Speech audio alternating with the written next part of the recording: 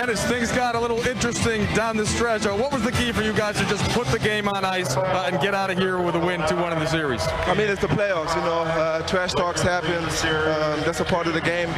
But I think we stayed focused, you know, kept our head.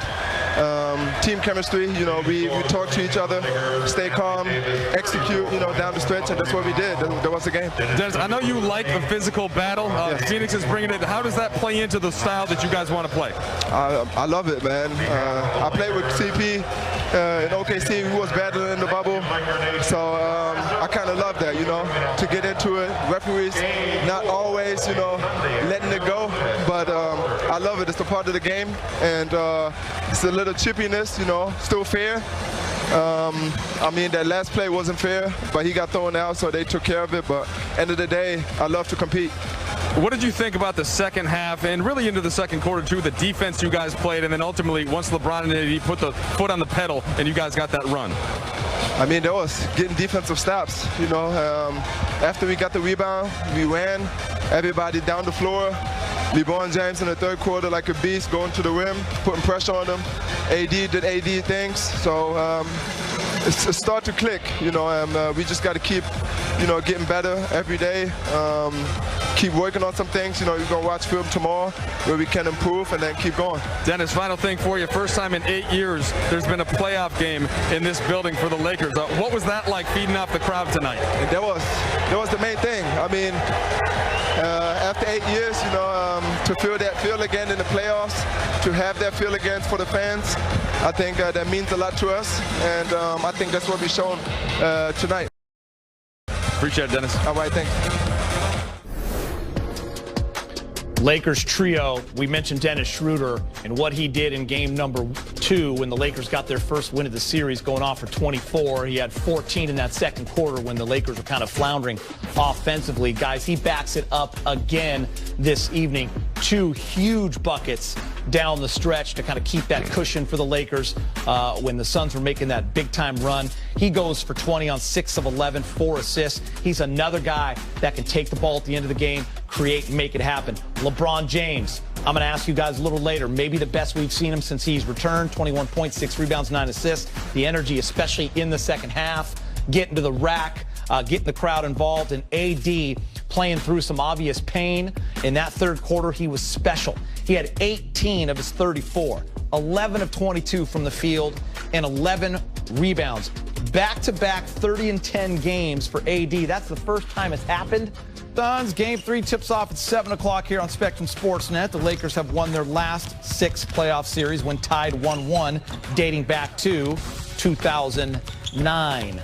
Hello and welcome to Access Sportsnet Lakers, brought to you by your Southern California Toyota dealers. Chris McGee, James Worthy, Robert Ory, Allie, Brez, Trudell, the whole team assembled and ready for game number 3.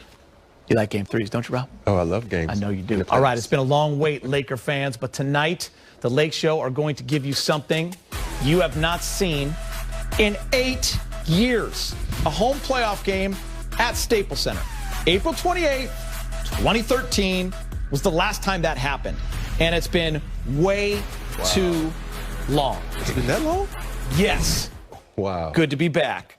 We've seen fans around the league back in arenas. MSG, guys, was electric for that Knicks comeback win a night ago against the Atlanta Hawks, and it just feels right. Big game. Yeah, and it's good to see, you know, some normalcy coming back into people's lives. You know, people need sports.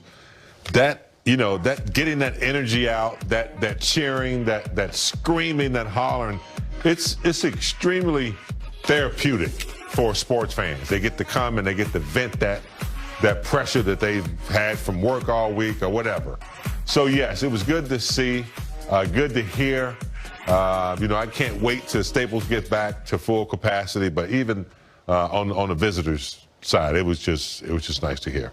You know, sports is like no other thing. It can bring enemies together. It can bring people together who don't think they will ever come together. Think about how many times you've high-fived someone at a sporting event. You had no clue who it was. I know you can't high-five now and things of that nature, but it's incredible how much joy a winning a sports franchise that's winning a game can bring to not just the arena, but the city in itself. It just makes the city feel alive.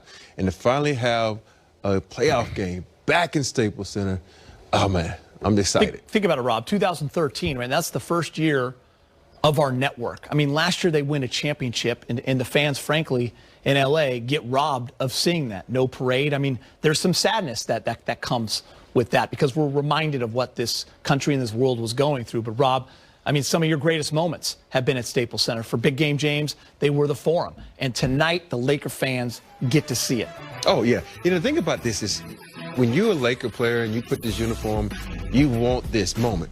This moment is getting into the playoffs and having the opportunity to bring another championship to the Los Angeles Lakers. You want to say, hey, I walked in Staples Center. I walked in the Forum. I walked in whatever arena the Lakers are playing in, and I helped this franchise get a championship. And that's what you want. You want that love as a player. You want to play in front of those fans. James, whenever we show those old highlights of the Showtime team at the Forum, the first thing that comes to my mind is that crowd. I mean, they were just right on top of you guys. They're all standing. How different was it in the playoffs?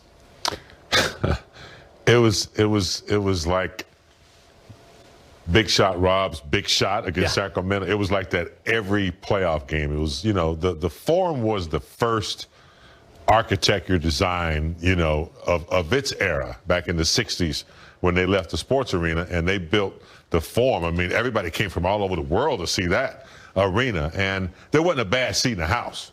That was it. And if you sat way up in the 300 section, they didn't care if you came down, if there was an empty seat. So it was a little different, but it was rocking over there in Inglewood, and you know, it still has a lot of members in that building. Rob, does it make you feel like a rock star? I mean, you know what it's like to be a rock star. For that one, when you hit that shot, that was the loudest probably you've ever heard in terms of your playing career. It's the loudest it's been in any arena I ever played in, and for, you know, you make a moment like that, it's like, okay, you can make a shot like that in the regular season, but when you do it in the postseason against a team that is supposed to be your rival, and you make that shot and the crowd goes crazy, and for me, you know, you have those moments where you get your name, they chant your name like every once in a while, but for you to have your name chanted for about 20 minutes, oh man, it was bad. I felt like a rock star. I said, watch out, Mick Jagger. Watch out, Prince. Bravo is coming through. Oh man, I got goosebumps thinking about it. All right, speaking of Staples Center, check this out. It's a big announcement by AEG and the Lakers, and it was announced today. 20 more seasons at Staples Center. Jeannie Buss on the partnership. We are excited to extend our partnership with AEG. Staples Center ranks as one of the best arenas in the world to play and watch basketball, and we are thrilled to be able to call it home for another 2 decades. The decision was made first and foremost with our fans and players in mind, and AEG's commitment to investing significant capital in the arena means that the Lakers will continue to play in one of the world's premier venues. So check this out, guys. With fans returning to Staples Center tonight for a playoff game, it's also important to remind fans what not to do. I mean, let's act like we've been there before. This is terrible and disgusting. During the Knicks-Hawks game, a fan spit on Trae Young. And in the Philadelphia game, another unfortunate moment when a fan threw popcorn on Wizard Russell Westbrook. Both were banned from MSG and Wells Fargo indefinitely. Season tickets gone. Just unacceptable behavior, guys, no matter who or where you are. As former players, I got to think you guys have seen it all, but there's just no place for it. Big Game James. I am totally against that. Unless you're playing the Celtics. That's all. No, I'm totally teasing. No, I don't think there's anything, you know, in the game for that in any sport, whatever it is.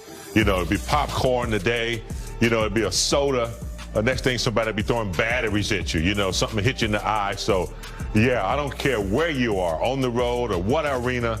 I just think this person should not be allowed to go to an NBA game ever again. They need to set an example because you don't want, you know, players being in jeopardy or being in, you know, some type of position where they can get hurt. You know, I remember this was a long time ago. There was a tennis star, a female tennis star that got stabbed. I can't remember her name. Monticello. Somebody ran on the court. So yeah, you have to stop that stuff immediately, because you don't want that kind of interaction with fans and players. I mean, that's how the Malice in the Palace started. Yeah, for me, it's like, think about this. As a player, if you're out, or someone with some kind of status, you out, and you took some popcorn and poured it on someone, first thing they're going to do is they're going to sue you. And they're going to say, I'm traumatized about this and that.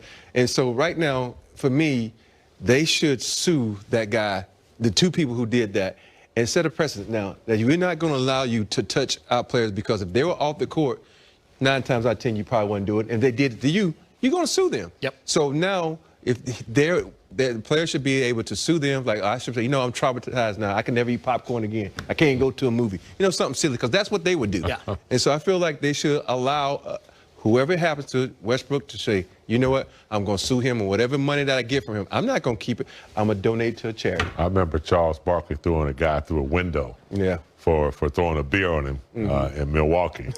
So be careful what you ask for. But yeah, there's no room for, that kind of stuff. And as a player,